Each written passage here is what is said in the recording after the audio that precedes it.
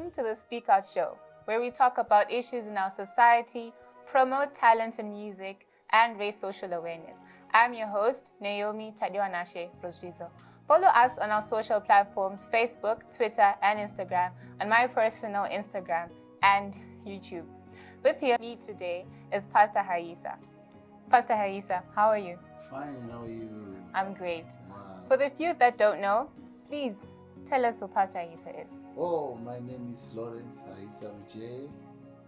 I was born here in Zimbabwe, and I love the Lord.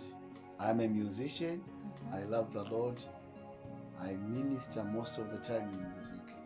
Okay. Yeah. So when exactly did you start music? I started singing when I was very young, at the age of 12 years. Wow. That's when I started to sing. And I still remember one of the songs which I used to sing. My song, I love that song until today. Vanhu vazhinji vakatakura masanze mirara vakachingura mambo vachiti hosana taimba tine mirara yemichindwe. Wow.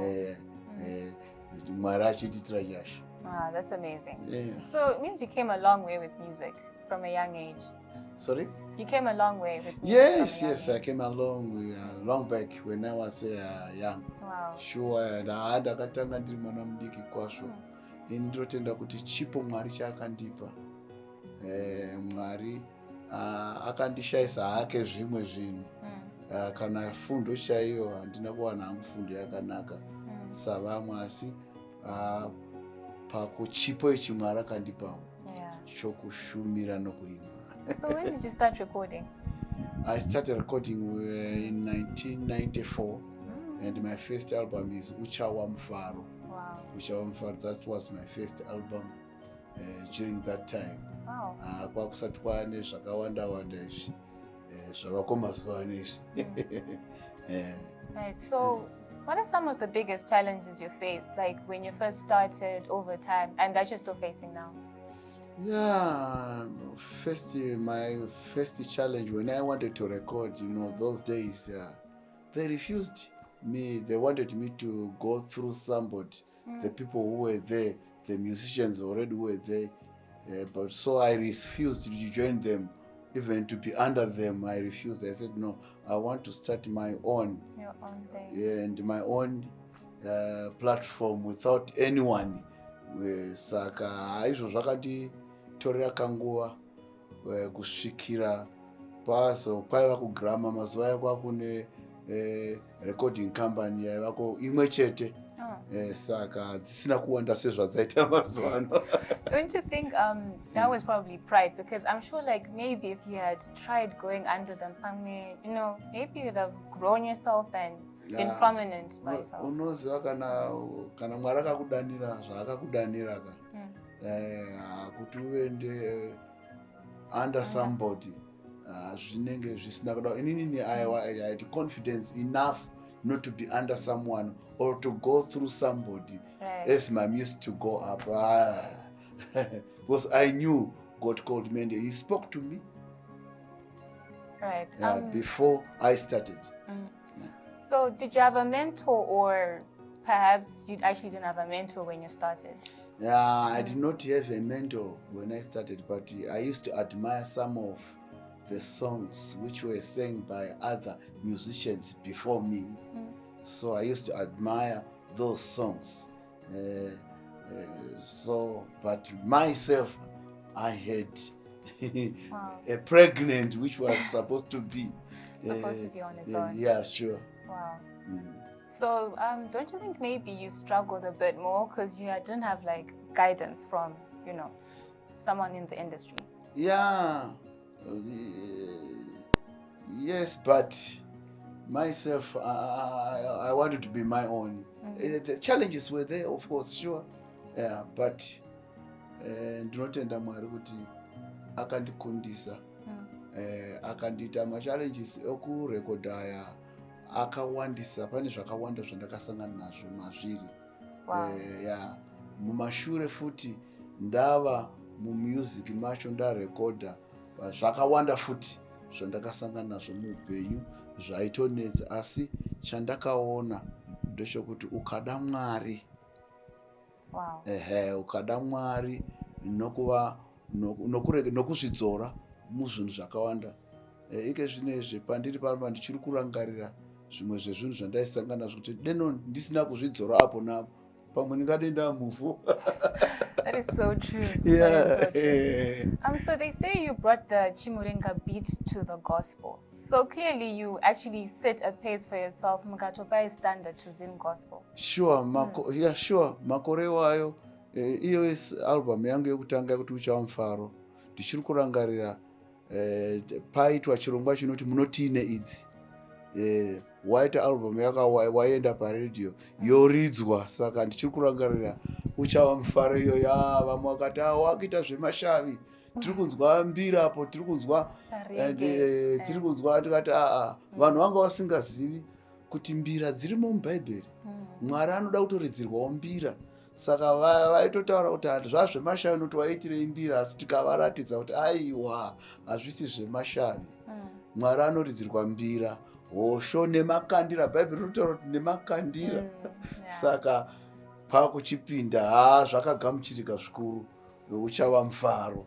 Saka Mwari akazotipawo dzimwe nzimbo dzataingonyorawo, Mwari achitipa nyasha, vana burukai, Mwari Baba muture mutoro. That's a huge Zimbabwean favorite. So that was Pastor Haisa. Thank you so much. We'll meet you in the second segment. Musical videos, yes.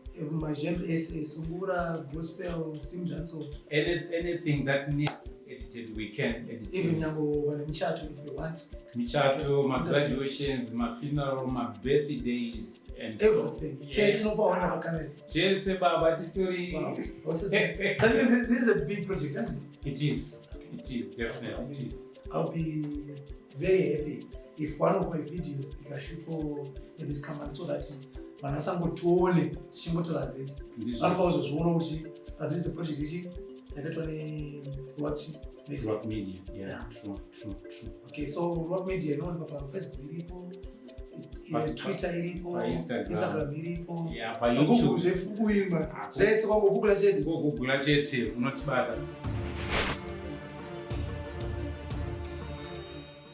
And welcome back to the Speak Out Show. With me here today, Pastor Haisa. In the previous segment, we talked about how he started his music career, starting off from a young age at 12 years old. So now we're back with them once again. So Pastor Haisa, munofungira kuti ZAOGA, contributed to your career. Is that what made you also really ground yourself in the Zim gospel arena? ZAOGA contributed much. As I told you, kuti ndakatendeuka ndine 12 years. Handina kukura zvangu zvakanaka. Ndazokura ndichitsvaga history yacho kuti zvakafamba sei. Munhu pakaitika musangano kuBhikita uko. Makore wayo yanga ichiri kuchechi yekwauya Mose yekuchema. Saka musangano wedu wekutanga ndo pandakasangana ndichibva kwaChipanga, ndo pandakasangana neimwe kapo yandakasangana vanouya baba vangu namai vangu vandinofarira vakaita chimwe chikamu muupenyu hwangu in ZAOGA. Saka inini kwandiri ZAOGA yakaita basa guru, ndingadei ndakafa.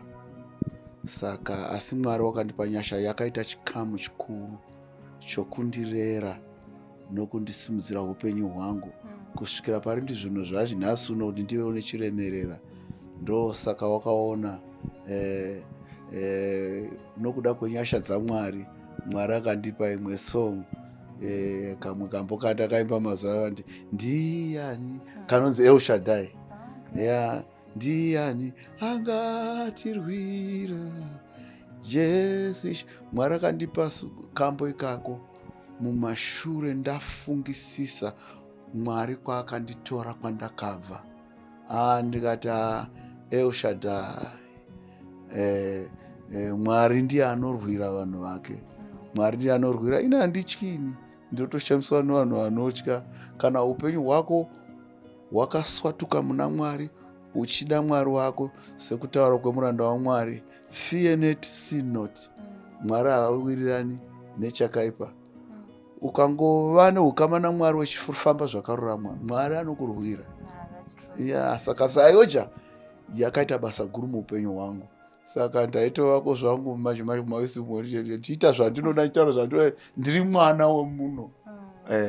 And ndo mandinohwa kuti asi Satani akambondirwisa kuda kutondibudisa chaizvo nemaproblems andaisangana nawo. Satani akandirwisa mumarriage zvisina zvakanyanyisa, asi Mwari wakandichengeta akandirwira, nhasi ndiri pano. Wow. Amen. That is really amazing. Yeah. So, as such in your marriage and all, did those contribute to your career? Like, kudonidzai and, you know? Yeah, izvozvo zvakandidonedza zvakanyanya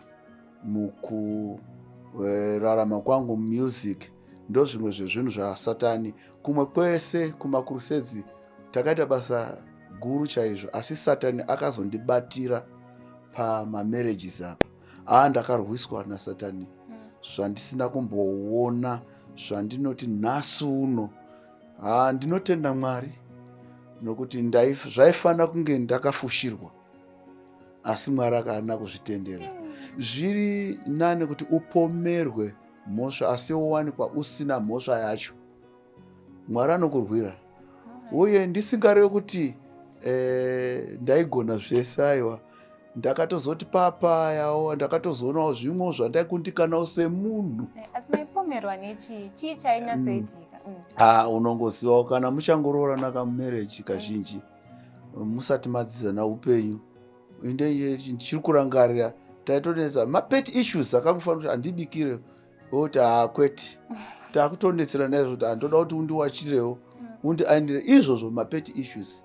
Uyewo ndakaona kuti vanhu kana vachisangana mumarriage munenge makarerwa zvakasiyana, makakura zvakasiyana. Saka kuti muchizova chinhu chimwe chete, ndofunga ndo panonzi bhaibheri kana vanhu varoorana kanzi nyaya imwe chete, pane kukwesherana kunoitika kuti muzova chinhu chimwe chete ipapo. Saka umwe wangu umwe anozoona kuti haangakwanisi kuita mwoyo murefu.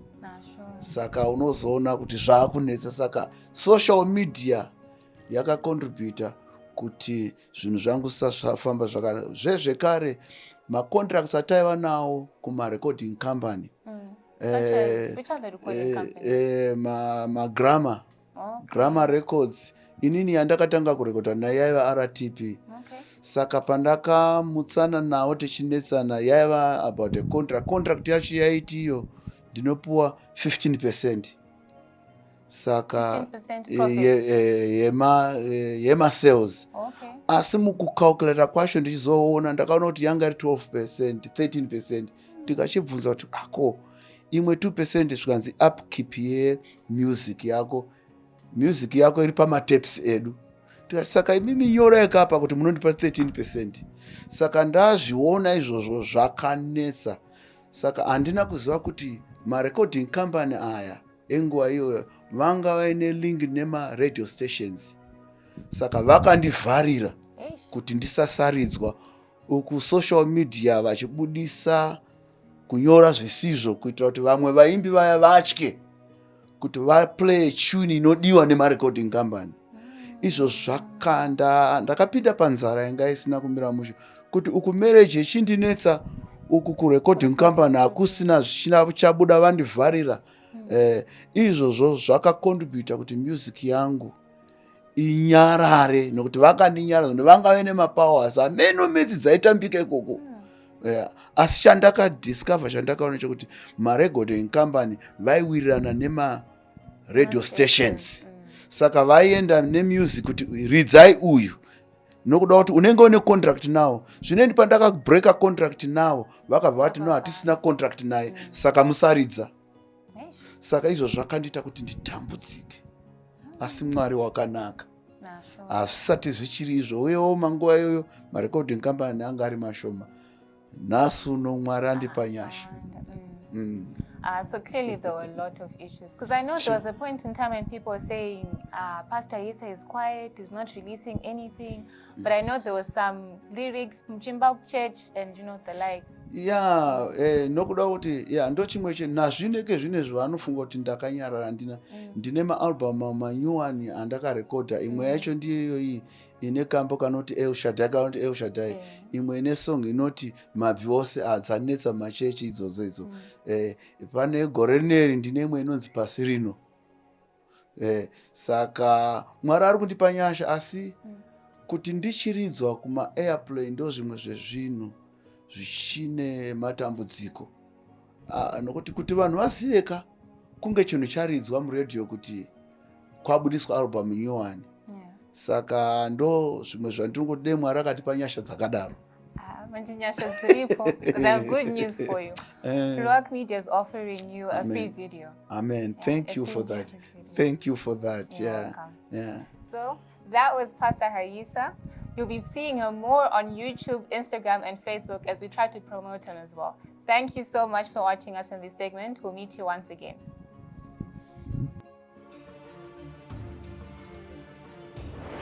Don't forget to follow Ruach Media on all our social media platforms. Don't forget to follow Ruach Media on all our social media platforms.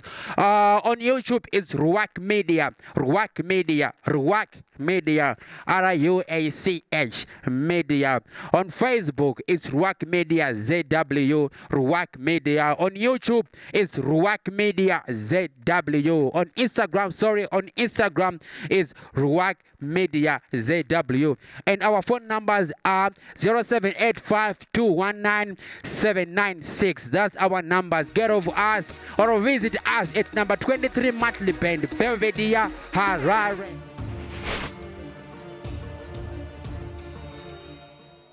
And welcome back once again to the Speak Out Show. Here with me, we're talking to Pastor Haisa and about his music career. In the previous segment, we talked about how ZAOGA contributed to his career and the struggles he faced in trying to grow his career. So now, Pastor Haisa, I'd like to ask you about the projects that you've been managing to do or that you plan on doing, because I know you yourself, you are an orphan. Are there any projects in the works for orphans? Aripo zvawo projects aripo. Ini ndikutenda kuti iyo music yangu kana Mwari akandikomborera ndoda kutoisawo imwe mari kunherera kumishanherera kana Mwari akandipa nyasha ikatengwawo ndikaonawo mari out of those music works dzangu, ndinoshuwa zvikuru kuti imwe yacho ndipe madonations kunherera, nokuti ini ndiri nherera ndinokuziva kunherera hunorwadza. Sure. Saka ndo mamirira azvo ndotenda kuti Mwari achandipa nyasha idzodzo. And I'm sure he will. Yes. So, I know you made a song called Solutions that you released sometime in January, and it has to do with the COVID-19 pandemic. Sure. Yes. What message do you have for those who are losing hope in this pandemic? Shoko rangu Mwari paakandipa rumbo ndakaona muno muZimbabwe yakaimbwa COVID. Zvakange kunge COVID yacho ndo watova Mwari wacho. Saka inini Mwari ndobva ndipawo nyasha, ndobva ndati no, kune zvisingarapiki izvi. Solution is him, the creator. God is the solution. Jesus the solution to all our problems. Inini ndo zvandakavimba nazvo kusvikira nhasi uno. Saka inini ndiri kuti kune Africa ise pasi rese, solution yedu yezvisingarapiki zvematenda aya ndiMwari. Ngatitarise kwaari. Mwari ape njere vana chiremba vedu kuti tiwane mutombo kana kuti mushonga unorapa matenda aya. Asiro Bhaibheri rinosanangura kuti in the last days kune matenda achauya asingarapiki. Ini ndotenda kuti ndizvo zvimwe zvezvinhu zvatanga izvi, kuchatouya zvimwe mo.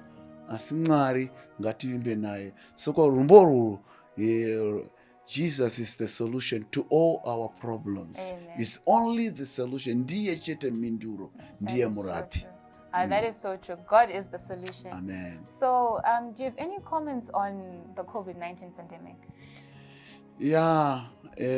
Zvandingangotaura pamusoro COVID-19 ndezvokungoti ngatingozvichengetedza tichitevedzera mitemo iyoyi iri kutaurwa iyi kuti titevedzere senzira yekudzivirira. Uyezve zvekare ngatirege kuvhunduka kana wanzi une zvimwe zviratidzo zveCovid. Kana wanzi une zviratidzo zviri kuti wafa, tevedzera chete.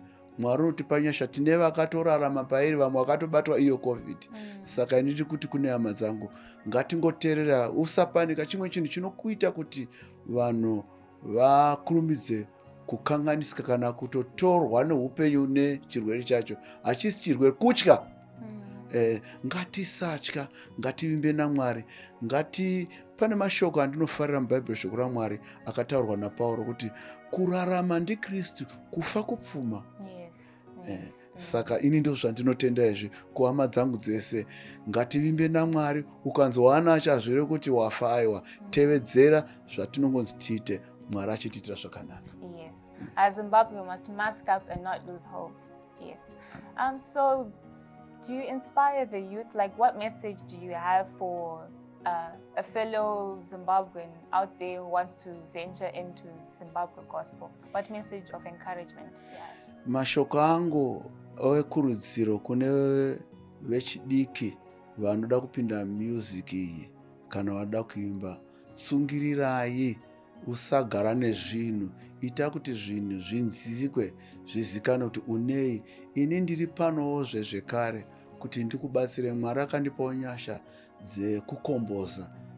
Ndinoti kwa vanoda, uyai ndinokubatsirai. Malyrics acho iwayo kuti izvi ngatidai. Vazhinji vezvekare vandaita collab navo vari kufara nhasi unoyu kuti ndo zviri music. Uyezve zvekare rimwe shoko rangu kune vechidiki, siyai zvokudhakwa izvi, madrugs ngatisiyane nazvo.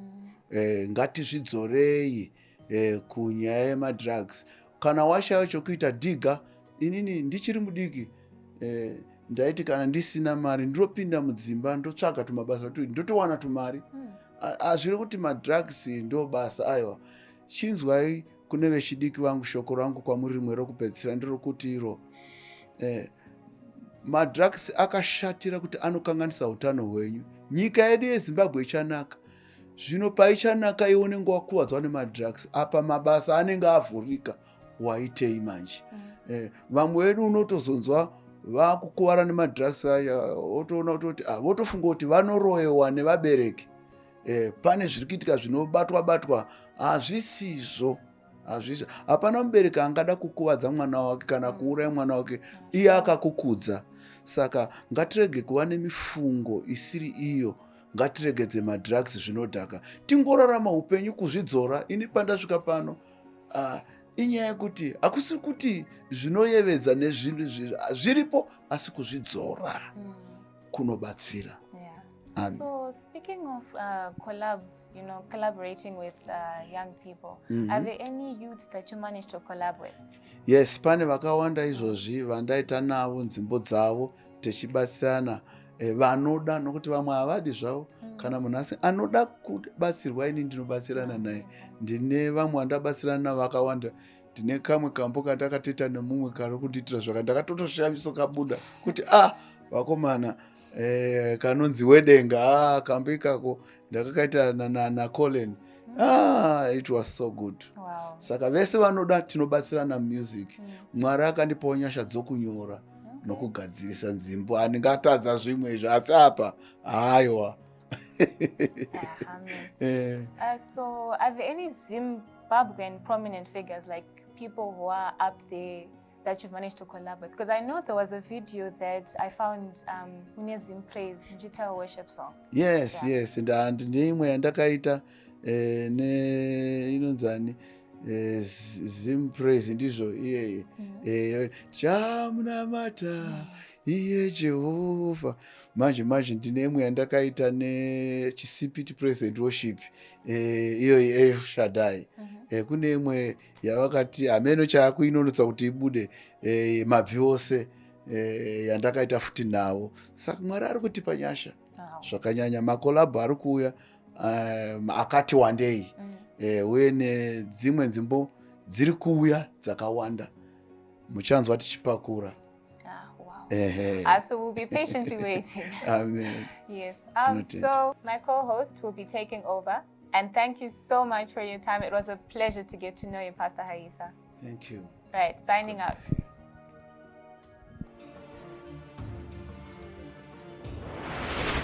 Musical videos, monitor force. Yes. My genre is Sungura, gospel, sing that song. Anything that needs edited, we can edit. Even when Michato, if you want. Michato, my graduations, my funeral, my birthdays, and everything. Chase no for one camera. Chase Baba Titori. Wow. This is a big project, isn't it? It is. It is, definitely. It is. I'll be very happy if one of my videos I shoot for this camera so that vanasangotione chingotora this. This is the project ichi Rock media. Yeah. True. Okay, so Rock media inoonekwa Facebook iripo, Twitter iripo, Instagram iripo. Yeah, pa YouTube zvekuimba. Zvese kwangogoogle chete. Google chete unotibata. Welcome back to the Speak Out Show. I am your host, Walter Otis Tafumane, but you can call me Wally J. Feel free to follow me on Instagram at WallyJ7. Today, we are exploring an amazing talent. Yes, ladies and gentlemen, Pastor Haisa is still in the building. Now, allow me to ask you some lingering questions that your fans have been keen on asking you and hearing from you. Yes. So now we're gonna be touching to kupinda munonzimu uncharted territory. Yes. So allow me to step into your garden for a few moments, Pastor Haisa. Ah, yes. Yeah, it's lovely to have you here with us. Yeah. So, my first question, do you think that gospel music is relevant in the lives of today's youths in Zimbabwe? Yeah, it is very, very relevant. Ine chokuita inotokosha muyuthi yemazuva ano kuti munhu Mwari achisika munhu haana kusika munhu achizoti wanhasi newazuru. Bhaibheri rinoti ndiye zuro nanhasi nokusingaperi. Saka vanhu vanoshanduka, zvinhu zvinoshanduka, technology inoshanduka, asi munhu haashanduki. Munhu haana mamwe magadzirirwo akozi sete zvinoitwa technology, ke zvine new technology. Saka asi munhu anoramba ari munhu. Saka kune vechidiki vazvino vakasatevedza mirau nemitemo yemasikirwo avo naMwari vanofa vari vadiki. Yeah. All right. Inini, when I look at music and youth in general in Zimbabwe, when we look at music, we want something that speaks to us, that's talking to us, something that gives us meaning and purpose. You say gospel music is relevant in Zimbabwe's youth. Yes. So how is your music relevant? Is it relevant? Inini music yangu iri very relevant. Sei ndechidaro nokuti inini Mwari anondipa nzimbo dzandinonyora dzinopa kurudziro nerunziro yezvakawanda. Music iri paviri. Music inini kwandiri music yakafanana neantibiotic. Yamunoti antibiotic. Oh, periods. Periods kwinini rinorapa, rinouraya hutachiona hwese, ndo zvakaita music. Healing. Asi zvinoenderana netype of music yaunoteerera.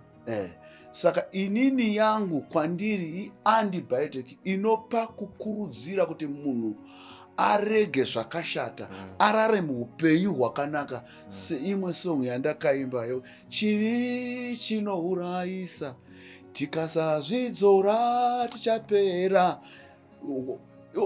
Unoda kuzvidzora muupenyu.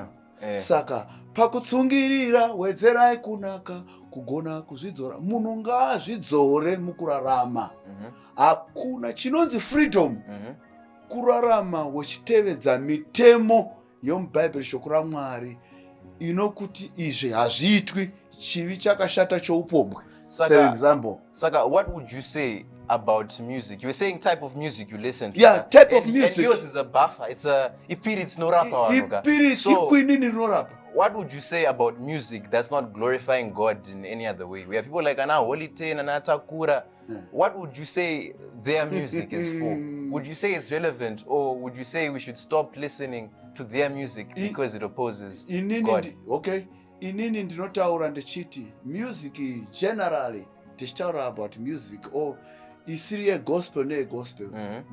Music kune inorapa, kune inokurudzira zvinhu zvakanaka muupenyu, social mararamiro edu.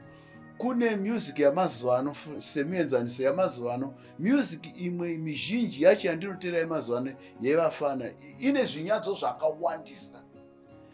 Hakuna muimbi anoimba rumbu pasina mweya warunzira muimbi yekuimba rumbu irworwo. Muimbi yese vanoimba nzimbo idzi pane spirit ino-influenza kana ino-inspire vanhu ivavo. Saka wese achada music iyo yaimbwa nemuimbi iyeye anobva atopinda musungano nemweya wakarunzira munhu iyeye kuti akompose kana kuti aimbe rumbu irworwo. Okay, so what are you trying to say about Zim Danzo? Because it's being listened to by the majority. Are you trying to say that people are being enslaved by Zim Danzo? Yeah. Inini vanhu semienzaniso vamata Zim Danzo. Right. Zim Danzo iyi ini ndinongoteerera chete kuti lyrics kana kuti message iri murwimbo rweZim Danzo inondikurudzira kuti ndiitei inondirunzira zvakanaka here kana zvakashata. Kana ichirunzira zvakashata, I don't listen to it. Nokuti inondipa manje kuti ndizoita saizvozvo. Music ine simba, inokurunzira munhu kuti munhu aite muka. Taite muka. Atorarame semhuka ari munhu asingafani kurarama izvo. Zvakonzwa semuenzaniso. Ndinoona vamwe vafana vangu unoona akapfeka nzimbo dzechiRastafari. Ukamubvunza iyeye munhu iyeye wakapenda kuJamaica haana. Asi akateerera music. But that's a form of self-expression, expressing one's desires through dressing. Saka, can that be wrong? Yeah, kana zviri zvakanaka haungapfeki mbini kana kusaka kufamba uri mutitinini wakashama chikwanzi nokuti ifashion. Hakuna zvakanaka. I've understood you. Saka, Pastor Haisa, you've had your fair share of controversies in your life. Some concerning marriage. Yes.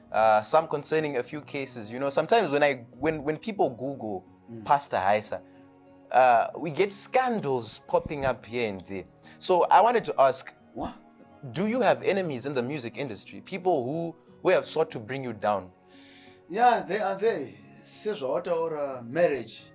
Marriage yandakaita unenge uchiti wada munhu madanana mafunga kuti muite mhurika usingazivi kuti unozosangana neimomo. Ani unoona ukatarisa side iri kwanguko kwakatosiyana neside kupiswa nemudzimai. Yeah, asi regaraone andipisa zvakadata zvaive mapet issues. Asi handina kuziva kuti atoshatirwa to that level ndobva andipisa nemvura. Andipisa nemvura anga aine shamwari dzake. Ndobva anzi chinyepedzera kufa iwe kufenda kwakunyepedzera shama yacho kwakufonera ambulance kwakutora munhu naye. Shamwari yacho ende yakabhadhara ambulance. Receipt yakabhadharwa ambulance iye ndiye yakandovhurisa docket against inini. Zvikanzi munhu haisarova munhu zvakaipisisa. Saka evidence yangu receipt yeambulance yatakurwa munhu. Handi unoona manje. Zvadaro kwakuchena ndauya ndasungwa. Anzwa rova munhu zvakaipisa ndaitongwa inonzi GBH. Kurova munhu une chinangwa chokukuvadza. Tasvika kumakoti kuyoko. Inini ndindatokuva ndaka anunoona ndindakuvadzwa asi doketi ravhurwa vakatiwo kana doketi ravhurwa ratovhurwa zvinondopera koti tasvika kukoti ikoko vakazotisika ziso rangu ratovharika iye asina kana scratch asi ndinda asi uku media iri kuti haisa arova munhu asi ndindatokuvadzwa. So in all of this is a lot of drama. It's a lot of drama. How does your church react to this, ZAOGA? Because I heard that vakambokubvisa ipa pastor wenyu. I don't know if it's if that's true because of the divorce with your wife and marrying your wife's sister. Like how did they react to that?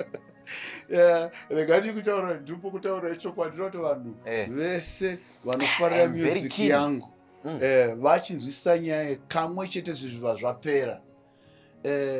ZAOGA nyaya yakaitika kuti handida kutaura kuti mapet issues amunenge muchingonetsana unenge usingazi kuti achasvika to that. Inini chakaitika ndechokutoti ndabuda mumba ndazodzoka mudzimai hamusisina atotakura zvinhu aenda ende munhu akamutakura mudzimai munhu mukuru womuchechi mangu vainotonga matare acho kuchechi mudzimai aenda zvisina mvumo yangu. Just imagine achizodzoka after 3.5 months ndakunzi tora uende naye kumba kana une zvaunogasisa mugasisa namaa kumba ndoti aiwaka ndandisina kandoda tete nevanhu 2 kwavanga vari vapupure and then we go on. Dare roti aiwaka iwewe hautiudzi zvokuita iwe order takupa ndo pakangobvira nyaya yangu nechechi yangu ipapo indoti aiwa mudzimai uyu ane kwaanga ari chimbondipai mukana iwe ari tora uende naye ini ndichizoti akamutakura ndomwe vakuru ari mumatare imomo.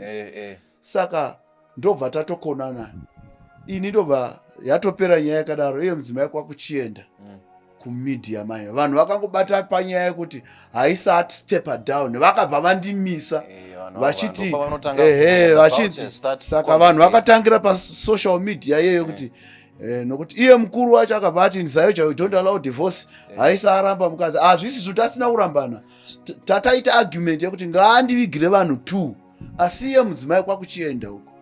So, Saka, this is a major crisis. Do you think you lost fans because of that? Do you think people started looking at you differently and, deferring away from your music? Thank God. Thank God kuti ndiri mupenyu. Asi panguva iyo zvakakanganisa vese vanofarira music yangu. Asi nokuda ndiri mupenyu ndo zvimwe zvinhu zvatauya kuti tiswatudze kuti zvimwe zvezvinhu zvazvisiri chokwadi asi hazvirevi kuti mumarriage imomo ndaitawo zvakanaka semarriage nyuwanika unenge uchiri kudzidzawo uyo ane karekta yake uyo ane karekta yake masangana kuti muchidzidzana ipapo panonetsa. Saka zvakakanganisa of course asi Mwari ngaakudzwe. Mwari akandichengeta ndiri pano. Saka past nezvese zvakaitika izvi, is there any relation nesong yenyu yamakabuditsa inonzi vanobvongodza puku rangu? Did this have anything to do with your wife, this song? Or with your marriage? Maedza kuti chi? Papa nokuti muupenyu sezvandataura zvimwe zvinhu zvatinoimba isu vaimbi zvinhu zvaunenge wapindana nazvo zvimo unenge ucha ipapo ndakashayiwa pokuzvitaurira ndandisinganzikwi panguva iyo chese chandada kutaura panguva iyo yanzi aiwa mungati angati kudini ari kuedza kudini kuzvidzira kunge asina mhosva asi akatozviita asi kwakuexpressa manje murumbo kuti ndabvongodzerwa nokuti handiri mbodi kuwanzira ndakarwadziwa. Would you say you were depressed during that time? Really, during that time ndakarwadziwa ndandisina pokugara ndakagara mumotika kabhuluka kangu ka for almost a year iriri bedroom rangu zvinhu zvisina kumira mushe ndamiswa kuchechi kuti usati uchiri mufundisi iri nyaya yekuti warambirei zvatakuudza kuti ndoda kumbonzwisisa kwaanga ari mudzimai uyu. Saka ndopandakati ndabvongodzerwa fuku pano. So how did this make you feel about your superiors kuZAOGA? Was there bad blood after they made you step down? Right. After they were rejecting you in that way? Unoziva muchechi mangu muZAOGA panguva iyoyo zvati chinjeike zvinhu zvashanduka. Vakuru vechechi yangu vakazoti papa yakwakona kuti panguva madzimai ainzikwa kupfuurawo rume. Nokuti ndichiri kuranga achinzi munhu achinja surname yekwake kutora surname yako woti akashata pakai ndiwo uri wrong yet hazvisizvo. Saka relationship yangu rega ndikutaurire chokwadi muno muZAOGA ndini umwe munhu ike zvino anyanya kudiwa kupfuura kudiwa kwandaita nechechi yangu inei Inonzi izvi zvisati comeback, zvaitika eh? izvi. Inonzi comeback. Yes. Yeah. Ndakasimudzwa panomwe musangano shamwari weDeeper Life Yeah. nevafundisi vachindida vakandilavha nevamwe mabhishop angu umwe akatonditengera sutu. Isusu tinotenda kuti zvinhu zvikaitika kana zvapfuura vanhu ngavaregererane. Saka inini ndakaregererwa nechechi yangu and I moved on. Ini ndikaregereramo sezvinotaurwa nebhaibheri kuti mutiregerere sezvatinoregerera. Saka ndoti nehama dzangu kuregerera kwakanaka. Ukasaregerera unodyika ndiwe. Baba wangu akandisa baba guti so kuti ende ndakaona lifestyle yavo yavanorarama. Vamwe vanhu vaibuda muchechi, vamwe vanhu vachinyomba, asi unozoona vadzoka baba vavagamuchira wotovapa zvigaro zvepamusoro. Waona ndikati ndini ani? Baba wangu wandiratidza apa kuti munhu unoda kuregerera mwanangu. Saka neni ndakaregerera vasina unge vakandiregerera ndototi kwavari ndiregererewo nokukanganisa kwandakaita. Pane zvimwe zvinokuti mumarriage haunatsika zvese waMwari here ungati 100% perfect. Yeah, you can't be perfect. That's true. You can't be in marriage with maruva enyika akawandisa. You know, you would want to pick here and there. Marriage ine zvidzidzo zvakawanda kana wapinda mairi. Inini painzi inyama imwe hatiti hanzi naizvozvo murume mukadzi achasiya vabereki vake naizvo vachava nyama imwe chete. Ipapa pokuti muchiva chinhu chimwe mumafungiro nomumaitiro ndo pane hondo huru marriage. Haipapo pane nyaya. So now, Pastor, I would like you to take us into the Word of God. And you're a pastor. Yes. Would you say that you are now a fully fledged man of God? Yes or no? In the church. I was a man of God. I'm still now and a you man still of God. are a man of God. Though All even I did wrong here and there, doesn't mean that I am no more a man of God. Yeah, of course, of course. I'm still, and God is speaking. Is still speaking to me, and I'm still doing the work of God. Region, yanditori nayo. Mwari achitipanyasha. Saka asi indinotenda kuti hanzi nebhaibheri vakarurama vanowa times 7 vachimuka. Ndo zvandakaita inini. Kudonha kurimo muvanhu. Asi ukaramba wakadonha wakundikana. Waita mbwende simuka. Zvino ndiri kuti kuvateereri Mwari wenyu uyu vaindinyengetera nevari kundinyengeterera. Mwari wenyu akandipa nyasha yake zvino ona nzimbo deno ndisina kutsungira nemusina kundidavo. Dzingade dzisiripo here nzimbo vana El Shaddai vana mabvi vose ngapfugame. You see, ndine rumwe runyuwanike zvino rwandakazemba mumashure ndaona kuti aiwaka kunzi mufundisi kana kuenda kuchechi hazvirehu utsvene. Kuenda kuchechi kwandiri kuita nokuda Mwari kutotsvaga utsvene ndo rumbo rwandakanyora. Hakuna mutsvene hama dzangu pasi rino, ndizvo zvandakaona. Kuenda kuchechi kutsvaga utsvene pasi rino, ndizvo zvandakaona. Mucheki mukuru Jesu uchauya, mashawi nerukweza zvichaoneka. Hapana mutsvene panyika inei. Tiri kutovavarira hama dzangu kuti tive vatsvene. Ngatipfuurire mberi nokushingairira kuita zvakanaka. Thank you, Pastor. So, Pastor, we're in a pandemic. Yeah. And I heard you earlier. Yeah. You were talking about how this pandemic should not be feared. It should not be viewed as a god. But I have a question. Do you think this COVID-19 pandemic was an act of God or just a man abusing his free will? What would you say it is? It's a pestilence. Yes, it's a plague, but who brought it about? Do you think God let this happen, or it was just someone who decided to plague us? Inini ndiri kuti inini kana paine vakasarudza kugadzira chirwere ichi Mwari achavatonga. Asi zvezvekare ndinoti ndichirava bhaibheri rinoti nemazuva kupedzisira matenda zvisingarapiki zvichauya. So you would say right now we're in the end times. Yeah. Saka inini kwandiri ndiri kuti ndo mavambo ezvimwe zvinhu zviri unusual zvakataurwa nebhaibheri zvichaitika panyika. So prophecy is being fulfilled. The prophecy it is being fulfilled. Yeah, izvozvo. Asi isusu vana vaMwari ngatirambe tine rutende rwuri muna Mwari. Techida Mwari wedu. Ndiri kufarira mashoko akataurwa nababa wangu kuti ivai neukama hwakanaka naMwari kuitira kuti kana zvandivinga ndine ukama naMwari ndoenda kumusha. Zvinotaurwa futi naPauro kuti kurarama ndiKristu kufa kupfuma. Vakaropafadzwa vanofira muna Ishe Jesu ivo vazorora. Ndakaimbawo nikudaro.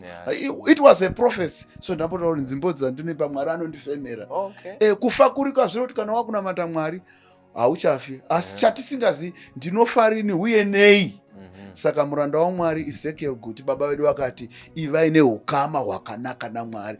Ngatirambe takatsimbirira ipapo vanhu vaMwari.